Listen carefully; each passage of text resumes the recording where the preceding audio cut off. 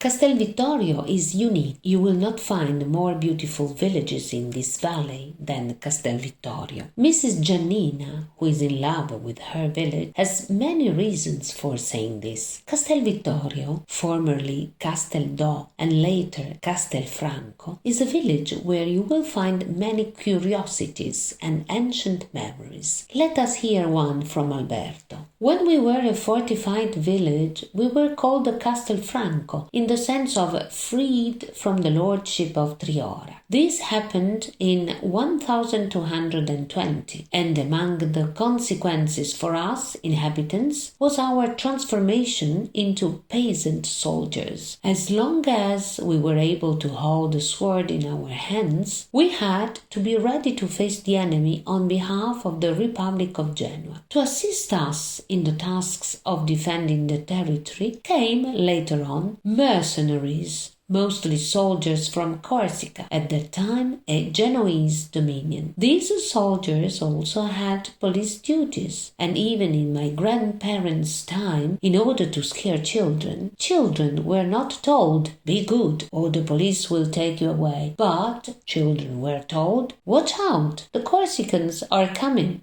Get carried away by the magic of this place and observe the details, like this architrave, for example. You are seeing two basilisks capable of killing with their gaze, assaulting a trigram, that is, the name of Christ, as Bernardine of Siena conceived it. Its function is to safeguard the house from evil eyes. But it is only an example. A walk through the streets of the village will immediately take you to distant times and make you listen to the breath of time. Lend an ear to the whispers of the stones that may tell you ancient fairy tales or stories such as that of Gentile Moro, who was trapped in the very tragic story of the Triora witch trial. But Castelvittorio can also let you taste the history in the kitchen. This is the case of the famous turtum. Mrs. Giannini explains. Turtum is a tradition of ours that changes flavor according to the season. In spring and summer,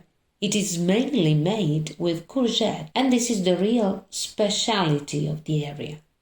The courgette must be chopped by hand, and the pastry must be very thin.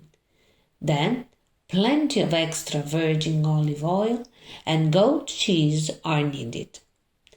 The filling should not be too high, and the turtum should remain soft, with the crispy pastry obtained by baking it for half an hour in the oven. Believe me, it is a joy for the palate. What makes this green pie good is its simplicity. Just think that over the centuries, Castelvittorio has been the most important producer of chestnuts in the entire province. In those times, chestnuts often replaced daily bread. From those times, a forest has remained here, in which you can still go for a long walk. The place is called Grove, but the presence of centuries-old chestnut trees, over 7 meters in diameter, will be your reward. However, you cannot leave Castelvittorio if you have not also tasted the pasta scanca. Here is how Mrs. Serena presents it. Pasta scanca is a typical pasta.